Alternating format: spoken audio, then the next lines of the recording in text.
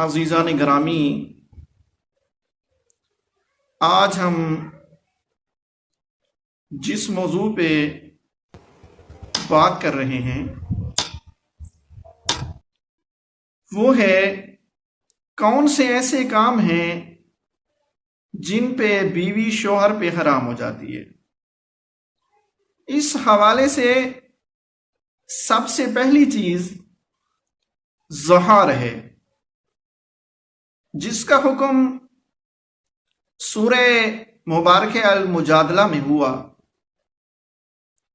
کفار کے ہاں یہ رواج تھا کہ جب وہ اپنی خاتون اپنی بیوی سے تنگ ہوتے تھے تو اسے ماں کہہ دیتے تھے، وہ ہمیشہ کے لیے حرام ہو جاتی تھی۔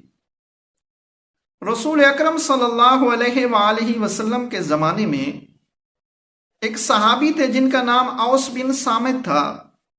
اس نے اپنی بیوی جناب خولہ بنت سالبیہ کو یہ جملہ کہہ دیا کہ انت علیہ کالظہر امی، تو مجھ پر ایسے ہی ہے جیسے میری ماں کی پیٹھ۔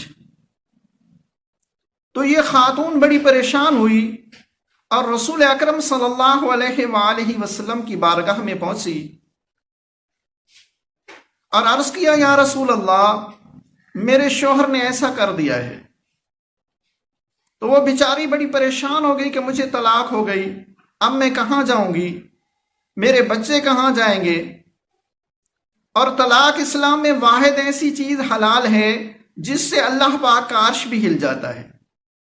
اب رسول اکرم صلی اللہ علیہ وآلہ وسلم کچھ بیان کرتے کہ اللہ پاک نے نبی پاک صلی اللہ علیہ وآلہ وسلم پہ وحی نازل فرمائی۔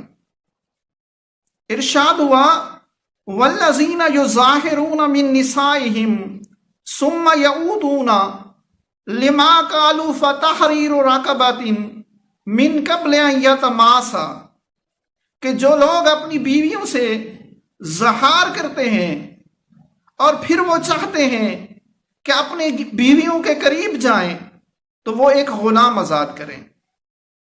اگر وہ اس کی سکت نہیں رکھتے، طاقت نہیں رکھتے، حیثیت نہیں رکھتے، تو اللہ نے فرمایا فصیام شہرین متتابعین، کہ وہ مسلسل 2 مہینے روزے رکھیں۔ اگر وہ اس کی بھی سکت نہیں رکھتے تو اللہ نے فرمایا فَإِطْعَامُ 60 مِسْكِينًا، کہ وہ 60 مسکینوں کو کھانا کھلائیں۔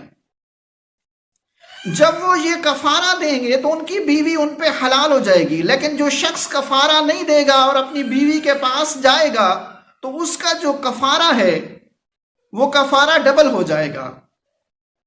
اور یہ زہار مرد کر سکتا ہے، عورت نہیں کر سکتی۔ جس طرح طلاق دینا مرد کا کام ہے، عورت کا کام نہیں ہے۔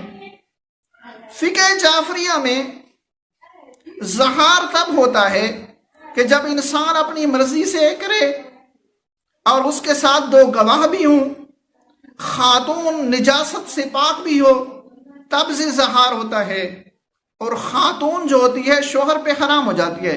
جب یہ کفارہ دیا جاتا ہے تو تب یہ خاتون حلال